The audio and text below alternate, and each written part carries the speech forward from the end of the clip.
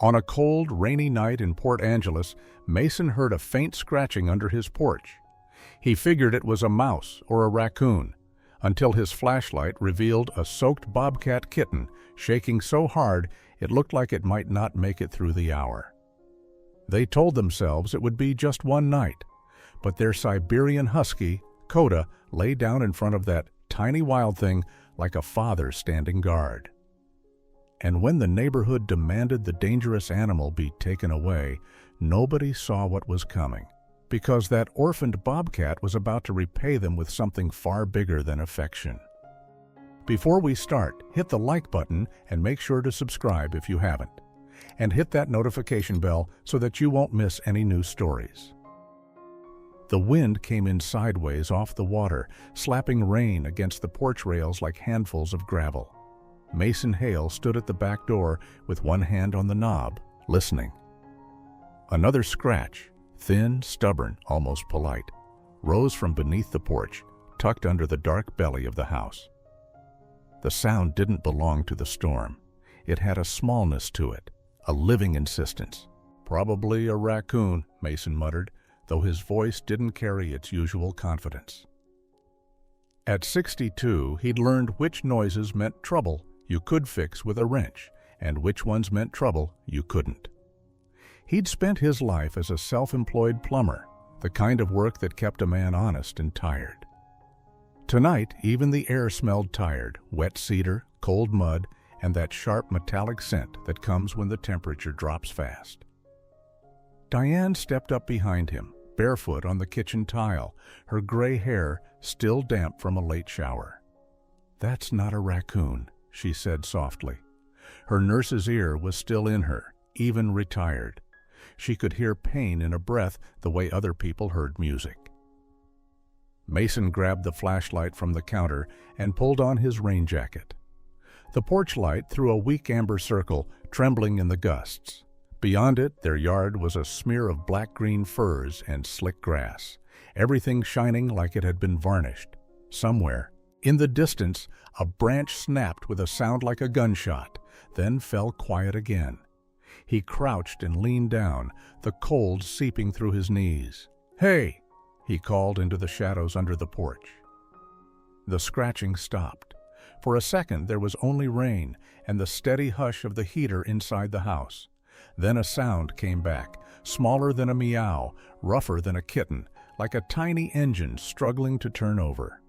Mason slid the flashlight beam along the wet boards. Something moved. A shape no bigger than his work glove pressed into the corner where the wind couldn't reach. He caught the glint of eyes, clouded with grime, and the faint, trembling rise of a rib cage. When the beam steadied, he saw the ears first, little triangles with dark tufts, too wild to be any neighborhood cat. "Oh, Lord," Diane whispered from above him. A bobcat kitten. It looked half-made, like it had been dropped out of the woods too early. Its fur was matted and darker from rain, a muddy mix of ash brown and rust, with faint spots you could only see when the light hit just right. Its paws were splayed awkwardly, claws catching on splinters. When it tried to back away, it couldn't. The kitten's whole body shivered in fast, tired waves, and then, so quick Mason almost missed it, its head wobbled and dipped as if the world had suddenly gotten heavier. Diane's hand landed on Mason's shoulder, firm and warm. "It's hypothermic," she said, the old clinical steadiness tightening her voice. "Look at how it's shaking. Mason, it won't last out here." Mason swallowed, his mouth dry despite the damp. He thought about the things people his age worried over: storm damage, home insurance deductibles, whether retirement planning ever truly covers the surprises life throws at you. None of that fit this moment. This was a living thing, cold and alone, hidden under their porch like a secret the storm had delivered.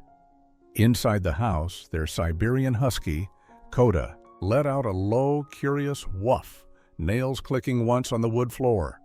Not a bark. Not warning. Just attention. Mason slipped his hands under the porch lip, slow as prayer, and the kitten flinched weakly. Its fur felt wrong, too cold, too wet, too light. When he lifted it, he felt a faint flutter against his palm, a heartbeat trying to keep its promise. Diane opened the door wider, and warm air spilled out, smelling of coffee grounds and clean laundry. "Bring it in," she said, already moving, already deciding. Mason hesitated on the threshold, rainwater dripping from his sleeves, the little wild body trembling in his hands. Coda appeared in the doorway, pale eyes reflecting the porch light, his thick coat silver white against the dim kitchen. He stared at the bundle in Mason's arms without blinking, as if he understood that whatever came next would change the shape of their quiet life. Mason stepped inside, and the door shut behind them with a soft, final click. The kitchen felt too bright for what they'd carried in. Rain tapped the window over the sink, and the old wall clock kept a thin, patient ticking, as if time itself was holding its breath. Mason set the Bobcat Kitten on a folded towel near the floor vent, where a mild ribbon of heat warmed the air. The little body trembled so hard the towel quivered. Diane moved like she was back on a night shift. She turned the thermostat up a notch and filled a bowl with warm water, testing it with her wrist. "Not hot," she murmured, "just safe." She cupped the kitten in her hands and let the steam rise around it. The kitten made a rasping sound, half cry, half cough, that scraped at the back of Mason's throat. "We should call someone," he said. "I am," Diane answered, already tapping her phone. The storm chewed at the signal. The first call failed. The second went through with a crackle. A woman at a wildlife rehab listened, then said what Diane feared. Flooded roads, no pickup tonight. Still, she stayed on the line and gave them simple steps like a rope tossed into dark water. Keep it warm, keep it quiet. No cow's milk. A few drops of electrolyte solution if it can swallow. Watch the breathing. As Diane repeated each instruction out loud, Mason felt that strange relief people get from hearing a plan, even when the plan is just make it to morning. Coda padded in, silent as snow, and sat a few feet away. Mason expected a growl. Instead, Coda leaned forward, took one long, careful breath, then lowered himself to the floor and laid his chin on his paws, eyes locked on the kitten like a guard posted at the door. Mason rubbed his hands together, the cold stinging his fingers. "Diane," he said low, "this isn't a stray cat. If Fish and Wildlife finds out, we could get fined.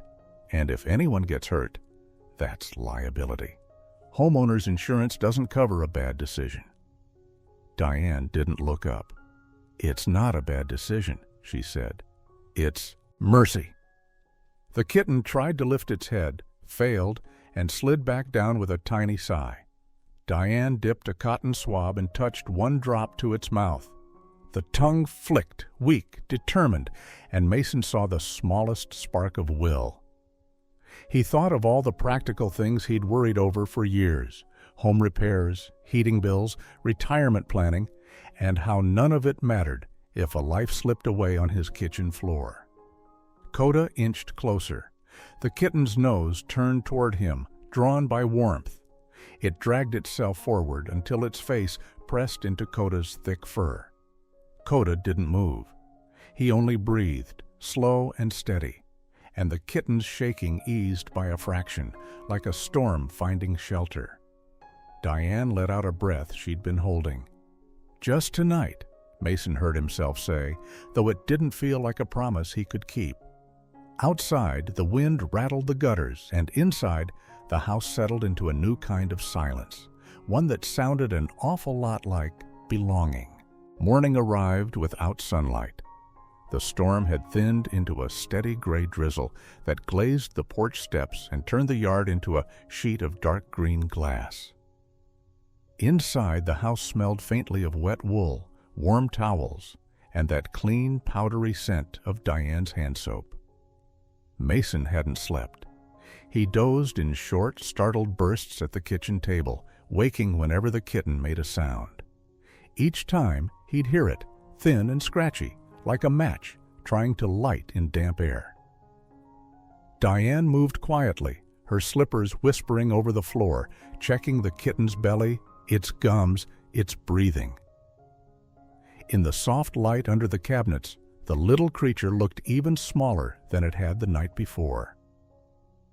They gave it a name, not because Mason wanted to, but because Diane needed something to call when she spoke to it, something that wasn't just it.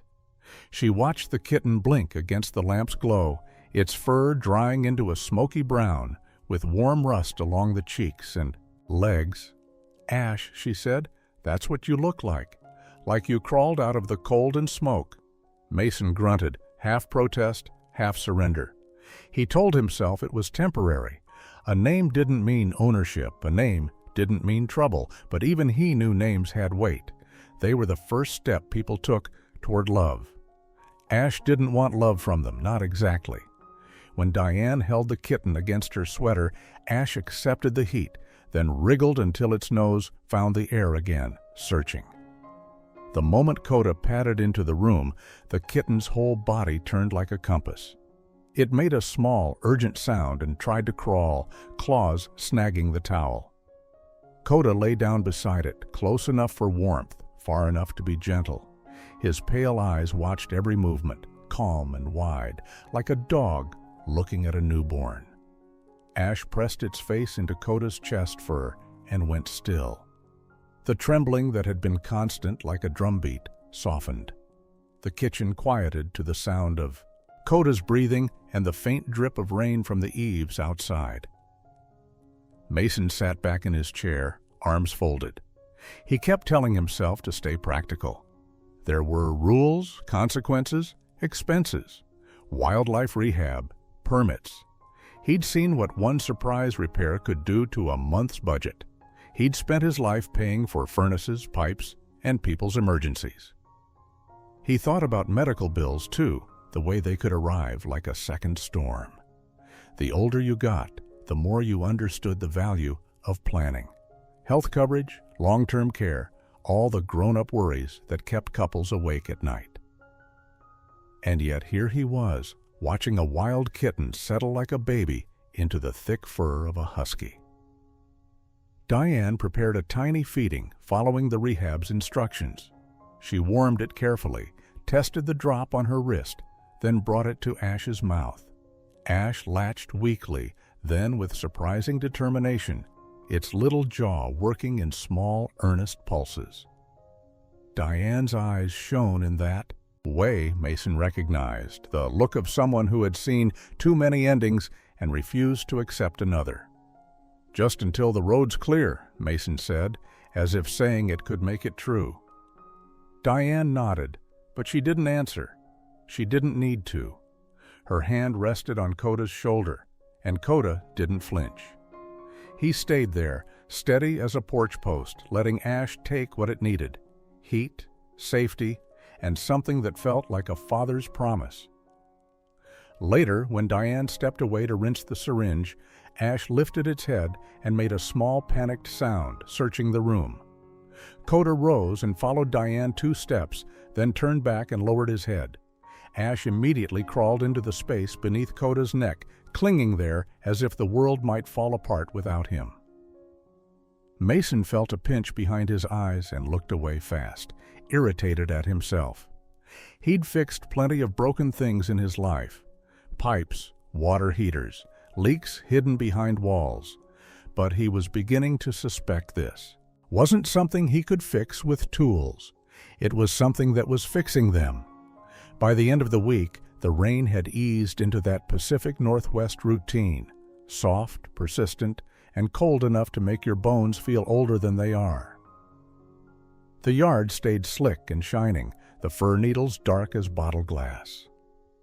Inside, the house had taken on a new soundtrack: the quiet click of Diane's kettle, the faint whir of the heater, and, every few hours, the tiny, hungry rasp Ash made before it settled back into Coda's fur. Ash was gaining strength. Not much, but enough that its eyes looked clearer, and its fur, once matted and muddy, dried into a smoky brown with warm copper along its face. Diane kept the curtains mostly closed, as if the outside world could see too much. Mason told himself it was just privacy, the same way he'd always believed in locking doors and checking the porch light. But there was another feeling under it now, something like guilt or fear of being judged. That fear got its first name on Tuesday afternoon. Brenda Cole lived 2 houses down, the kind of neighbor who knew every car that belonged on the street and everyone that didn't. She wasn't cruel, exactly. She was certain. The storm had kept everyone indoors, and boredom, Mason had learned, could turn into trouble faster than a burst pipe. Mason saw her at the mailbox when he went out, the air smelling of wet paper and damp cedar. Brenda watched him a little too closely, her knit cap pulled low, her lips pressed into a thin line. She didn't wave. She didn't ask how the storm treated them. Her eyes slid past him toward the windows. That night, Diane's phone buzzed with notifications from the neighborhood group. Mason didn't use social media much. He'd always thought peace of mind was worth more than being in the loop. But Diane's face changed as she read. Her cheeks drained of color. Someone had posted, "Heard strange animal noises at the Hale house. Not a cat. Be careful." Then another comment, "Bobcats are dangerous. Call it in." Then, "If they get bit, their home insurance won't cover it. Liability nightmare." Mason's jaw tightened. He felt heat rise under his collar, the kind that came with the urge to slam a door. "Brenda," he said, and Diane didn't correct him. She didn't have to. For the first time since Ash arrived, Coda lifted his head and stared toward the front of the house, ears slightly forward. Ash, tucked under Coda's chin, made a small sound and pressed closer, as if it could sense the tension in the air the way people could sense thunder before it arrived. Mason paced the living room, the carpet soft under his bare feet, the lamp casting a warm circle that suddenly felt too exposed.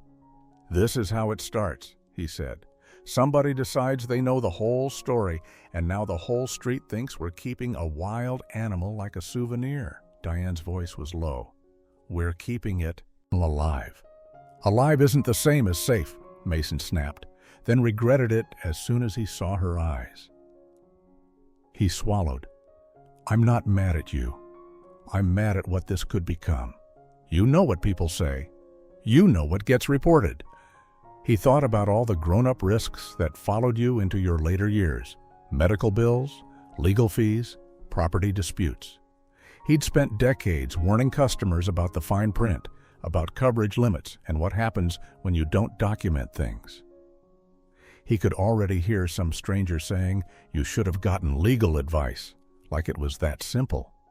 He could already imagine someone insisting they needed a wildlife removal crew at the door, like Ash was a nuisance instead of a life. The next morning it got worse. Mason opened the front door and saw the mailbox flag bent crooked, a fresh scratch running down the metal like someone had dragged a key across it. A stone sat on the welcome mat, rainwater beading on it, and under it a folded piece of paper, damp at the edges. "Return the wild thing to the woods before someone gets hurt." Mason stood there a long moment, listening to the quiet hum of the house behind him. He could smell Diane's coffee, rich and bitter, and hear Coda's nails click once on the floor, a steady sound, as if the dog was reminding him, "I'm here. I've got this." Diane came up beside him and read the note. Her hand went to her mouth, not in panic, but in that older kind of sorrow people get when they realize how easily kindness can be punished. Inside, Ash made a faint call. Coda moved immediately, blocking the hallway as if he could guard the whole world with his body. Mason crumpled the paper in his fist, the wet fibers sticking to his skin. He didn't say it out loud, but the thought landed heavy and clear. They weren't just fighting the storm anymore. They were fighting the neighborhood. The next dawn came in pale and watery, the kind of light that makes everything look tired. Mason stepped out onto the porch with his coffee steaming in his hands, the mug warming his fingers through the ceramic. The air smelled of wet earth and pine sap, and somewhere a gull cried out over the bay, sharp and lonely. He didn't notice the tracks at first. The grass was slick, pressed down in places by the night's rain. But as he walked toward the side yard, something made him stop, an uneasy tug in his chest, the same feeling he used to get when a customer said, "It's probably nothing," and Mason knew it was never nothing. Along the muddy edge of the garden bed were paw prints, not the rounded, friendly stamps of Coda. These were larger, cleaner, and spaced with a confidence that didn't belong to a house pet. The toes were wide, the heel pad unmistakable. Mason crouched, the cold seeping into his knees again, and traced the outline with his eyes. Bobcat. He lifted his gaze to the fence line. A tuft of fur clung to the wire, dark and coarse, caught like a warning flag. His throat tightened. The neighborhood threat note from yesterday suddenly felt less like bluffing and more like an invitation for the wrong kind of attention. Inside, Dan was humming softly as she warmed a feeding, trying to keep the house calm. Ash had grown a bit stronger, enough to wobble after Coda like a shadow and make those little scratchy calls when the dog left the room. The kitten's fur had taken on a deeper color now, smoke and copper, its eyes brighter, alert. And Coda had changed too. He moved with a quiet seriousness, always checking corners, always positioning his body between Ash and the door. Mason didn't want to scare Diane, but he couldn't keep it to himself. He brought her outside and showed her the tracks. Her hand flew to her chest, fingers cold against her sweater. For a moment, the only sound was rainwater dripping from the eaves and the faint hush of traffic in the distance. "Is it the mother?" she whispered. "Or the father," Mason said. "Or just another one that caught the scent." They both knew what that meant. Ash was a beacon now. Warmth, milk, a living thing. The woods didn't care about their good intentions. That evening, Mason pulled a folding chair by the window and set their old trail camera to face the back fence. The living room light was dim, honey-colored, and the smell of Diane's chicken soup filled the house. It should have been comforting. Instead, Mason felt like he was sitting in a watchtower. Sometime after midnight, Coda's ears snapped up. He didn't bark, he didn't whine. He rose in one smooth motion and walked to the back door, stiff and quiet. Ash, half asleep, scrambled after him, claws clicking faintly on the laminate. Mason followed, heart beating too loud in his own ears. Outside, the yard was awash of gray and black under the security light, every raindrop sparkling like tiny needles. Then Mason saw it, near the fence, just beyond. The edge of the light, a shape that held stillness like a weapon. A bobcat, full-grown, broad-shouldered, with tufted ears cutting the sky. Its coat was darker than Ash's, almost charcoal, and its eyes caught the light for a second. Two pale coins watching the house with a patience that felt ancient. Diane's breath hitched behind Mason. "Oh my God." Ash made a small sound, not fear exactly, something softer, confused. It stepped forward, one paw at a time, then stopped. Coda moved instantly, planting himself in front of the kitten, body rigid, tail low. A low rumble rose in his chest, deeper than any sound Mason had ever heard from him. It wasn't anger, it was a warning. The bobcat outside didn't rush, it didn't flee, it simply stared, as if weighing what mattered more, instinct or risk. Then it turned and slipped into the trees without a sound, leaving only the wet shine of the fence and the echo of Mason's pulse. Mason realized his hands were shaking. In the quiet that followed, he thought about all the things people paid good money for when fear got involved: security systems, legal consultations, property protection. He thought about the phrase peace of mind and how expensive it could be. Behind Coda's legs, Ash pressed its small body against the husky's fur, seeking the safest place it knew. And Mason understood with a cold clarity that this wasn't just a rescue anymore. Something out there had found them. The following afternoon, a government SUV rolled slow down their street like it had all the time in the world. Its tires hissed on wet pavement. Mason saw it through the living room window and felt his stomach drop, the way it used to when a customer called about a small leak that turned out to be a flooded crawl space. Coda noticed it too. He rose from his spot near the rug, where Ash had been dozing against his forelegs, and stood facing the front door. His ears were forward, his body still. The house suddenly felt too quiet, as if the walls themselves were listening. A knock came, firm, measured, not angry, just official. Mason opened the door a few inches. Cold air rushed in, carrying the scent of wet asphalt and cedar. A woman stood on the porch in a dark rain jacket with a badge clipped near her chest. She looked to be in her 40s, hair pulled back, eyes alert, but not unkind. "Mr. Hale?" she asked. "Officer Lauren Pierce, Washington Department of Fish and Wildlife." Her voice had that careful tone of someone who'd learned to keep emotion out of hard conversations. Mason nodded, feeling Diane appear behind him like a shadow. "What's this about?" "We received a report," Lauren said, glancing once toward the living room. "Possible unlawful possession of wildlife, specifically a bobcat kitten." The words landed heavy, each one a small weight.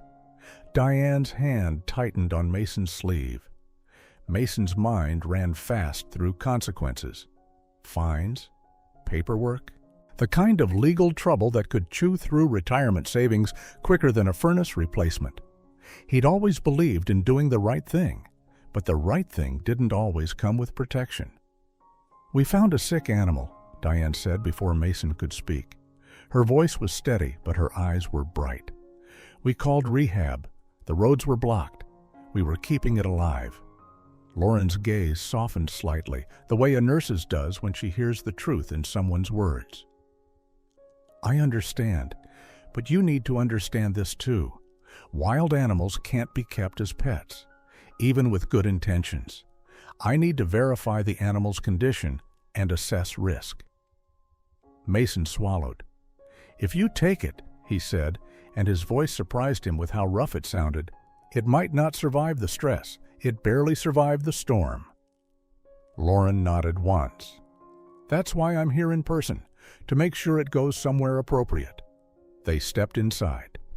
The scent of chicken soup and clean laundry mixed with the damp air from Lauren's jacket. The living room lamp cast a warm amber pool on the carpet, making everything look homier than it felt. Ash was on a folded blanket near Coda. When Lauren's boot thudded softly on the floor, Ash lifted its head and froze, pupils widening. Coda moved forward immediately, placing his body between Ash and the stranger.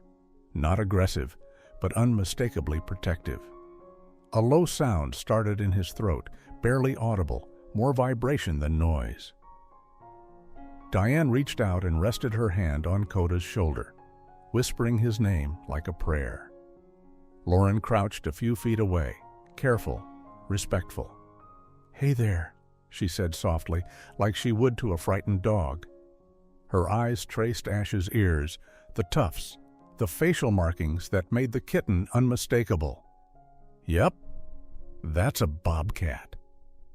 Diane drew Ash closer without lifting it, keeping it grounded. "His name is Ash," she said before she could stop herself. Mason felt that old warning bell in his head. Names create attachment, attachment creates pain. But it was too late. Ash blinked, then made a small rasping call and pressed into Coda's fur.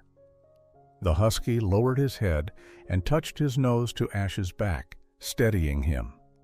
The gesture was so gentle it looked practiced. Lauren's expression changed, not into sentiment, but into recognition. "He's bonded," she said quietly, strongly. Mason's chest tightened. "So what happens now?" Lauren exhaled, and for a second she looked tired, like someone who'd seen too many people lose things they loved.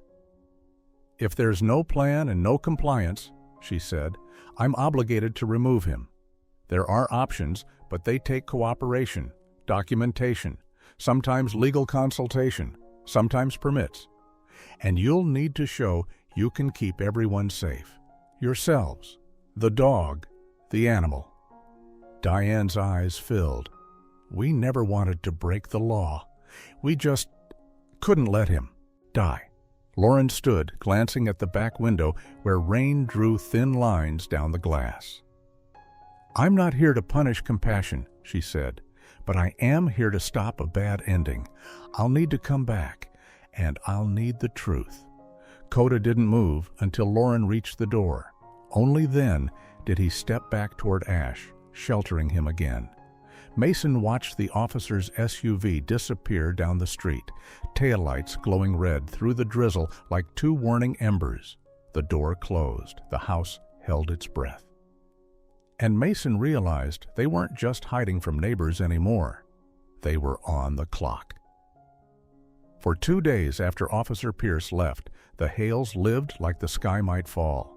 Diane kept the blinds angled just so, letting in strips of gray daylight without offering the neighborhood a clean view. Mason checked the locks more than once, not because he'd forgotten, but because his hands needed something to do. The house smelled of lemon cleaner and warm broth, and under it all was that faint, nervous, metallic taste fear leaves in your mouth. Ash grew bolder. The kitten could now totter across the rug, ears twitching at every sound. Coda's nails on the floor, the soft thump of the dryer, the distant drone of traffic. But whenever a car slowed outside, Ash would freeze, then scramble back to Coda like a child running to a parent in a crowded store. Coda would lower his head and breathe over the kitten, steady and calm, as if his lungs could teach Ash how not to panic. Mason spent an evening on the phone with the rehab coordinator, taking notes with the same seriousness he used for a complicated plumbing job. "Educational permit," he repeated, tasting the words. "Compliance. Documentation." He didn't like the sound of paperwork, but he liked the sound of losing Ash even less. Diane set a folder on the counter and started tucking things inside. Call logs, the rehab's instructions, dates and times, photographs of Ash's condition from the first night. It felt strange, building a case file for a kindness, but life at their age had taught them that compassion sometimes needed proof. On the third morning, Officer Pierce returned, not alone. She brought a second vehicle, unmarked, and a man from the rehab, Caleb Rowan, a licensed wildlife transporter in his 50s with kind eyes and a voice like gravel. Diane recognized him from the phone. Seeing him in person made the situation feel suddenly real, heavy as a wet blanket. "We're going to do a controlled observation," Lauren said, her tone calm. "No one gets hurt, no sudden movements. We need to understand what's drawing that adult bobcat to your property." Mason's stomach tightened. "It came back?" Lauren nodded. "Tracks along the tree line. Your camera caught it twice." Outside, the yard looked washed clean, the grass shining. The air carried the sharp scent of fir needles and damp bark. They positioned themselves near the back door with it cracked, open just enough for visibility. Coda stood inside, muscles tight. Ash held close to Diane's leg, peered out with wide eyes. Minutes passed, slow and sticky. Then the adult bobcat appeared near the fence, moving like shadow made solid. Its coat was dark charcoal, sleek despite the rain, and its eyes didn't blink. It stared toward the house with a stillness that made Mason's skin prickle. Ash let out a small, uncertain sound. The kitten's body trembled, but it did not surge forward. It took one step, then stopped, as if some invisible line held it back. Coda shifted in front of Ash, not lunging, not barking, just placing himself like a living door. Diane's hand pressed into Coda's fur, feeling the warmth and the steady strength there. The adult bobcat edged closer, then paused, ears flicking. For a breathless moment, Mason thought Ash might run to it, drawn by blood and wild memory. Instead, Ash turned sharply and shoved its face into Coda's chest, clinging hard. The sound that came out wasn't a hiss or a growl. It was a small, pleading call, the kind you'd expect from a lost baby in a grocery aisle. Caleb Rowan exhaled softly. "That's imprinting," he murmured. "That kitten's chosen." Lauren's eyes stayed on the adult bobcat, but her voice softened. "That tells me something important," she said. "It means there's a path here, if you follow the rules." The adult bobcat finally slipped away into the trees, silent as it had come. Mason's shoulders loosened slightly, like he'd been holding up a weight he didn't know how to put down. For the first time in days, Diane's lips trembled into the smallest smile. That night, the house should have felt safer. Instead, it grew strangely heavy. Mason noticed it first in the way his head felt thick, like cotton stuffed behind his eyes. The living room lamp looked too bright, its light harsh and white. Diane rubbed her temples and blamed the stress. Coda paced once, then sat, then stood again unsettled. Ash tried to play, batting at a shoelace, but even the kitten seemed off, pausing as if the air tasted wrong. Mason got up to check the heater, the old unit humming in the hallway closet. The sound was steady, comforting, but the air felt wrong. Too warm, too close. His heartbeat seemed louder than it should have been.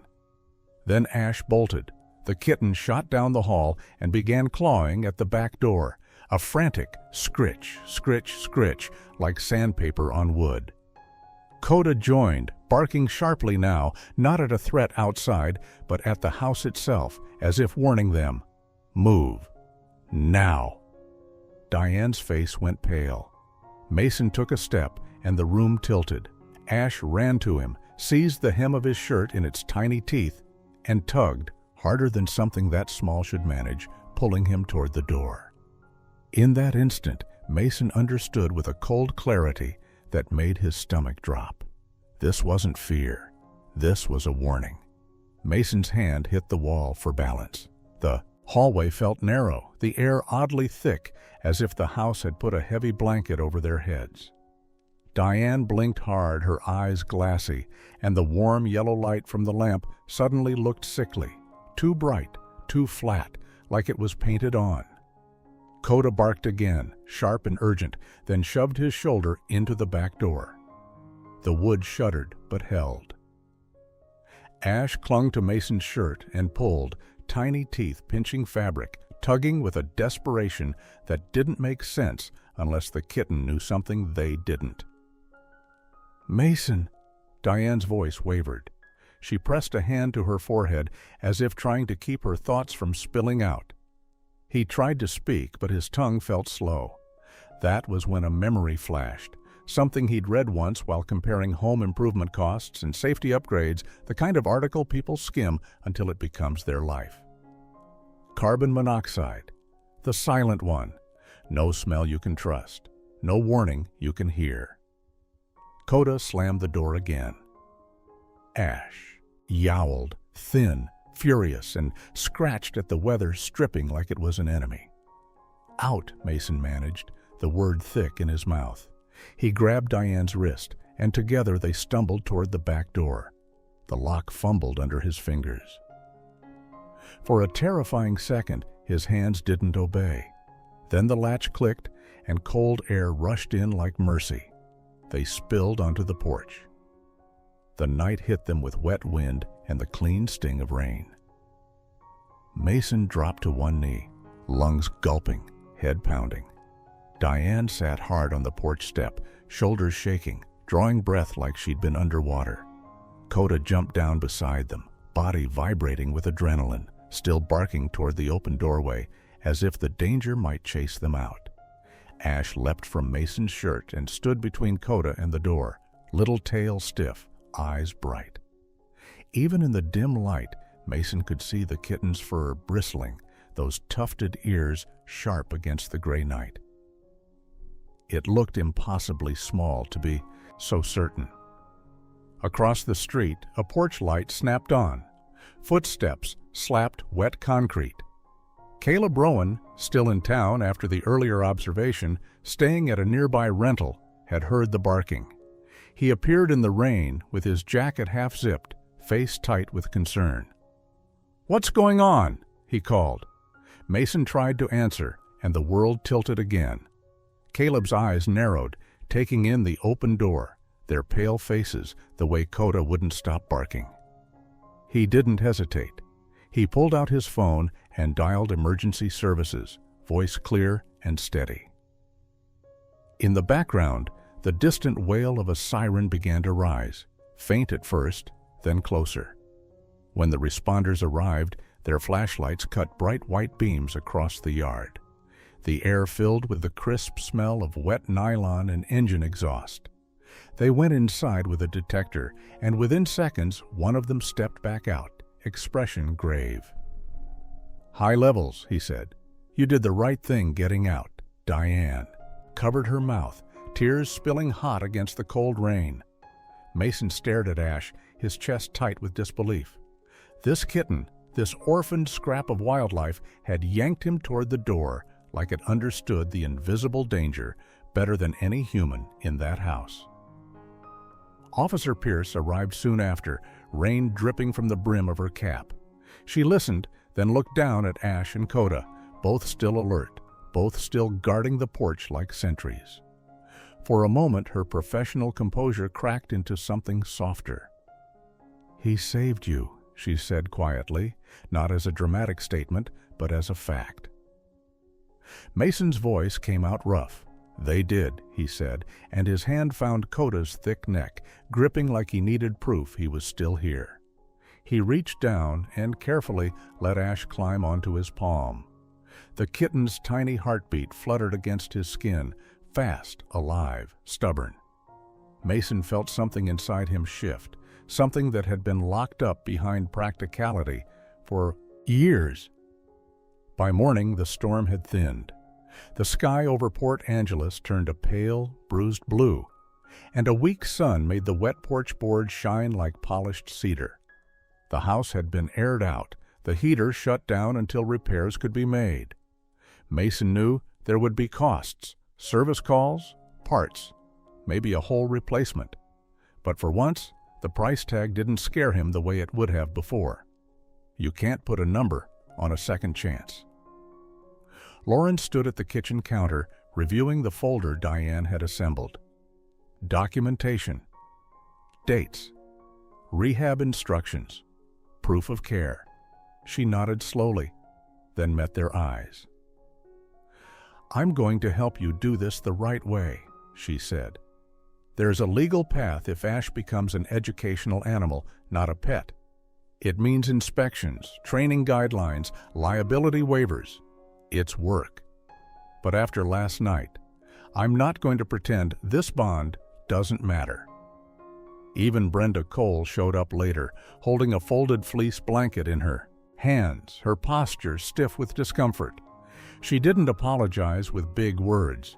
She just set the blanket down on the porch bench and said, "I didn't know." Her voice was small. "I'm glad you're alive." Diane nodded, eyes wet. That was enough. That evening, Mason sat in his armchair, the repaired space heater humming softly in the corner, the room smelling of fresh coffee and rain-soaked earth drifting in through a cracked window. Coda lay at his feet, finally relaxed. Ash curled against Coda's chest, breathing slow, safe. Mason looked at them, his old dog and his impossible little bobcat, and felt a calm settle in his bones, warm and deep. "He thought Coda was his dad," Diane whispered. Mason swallowed, then gave the smallest nod. "Maybe he is," he said. And after a beat, he added, voice breaking just enough to tell the truth. "And that little guy, he gave it back.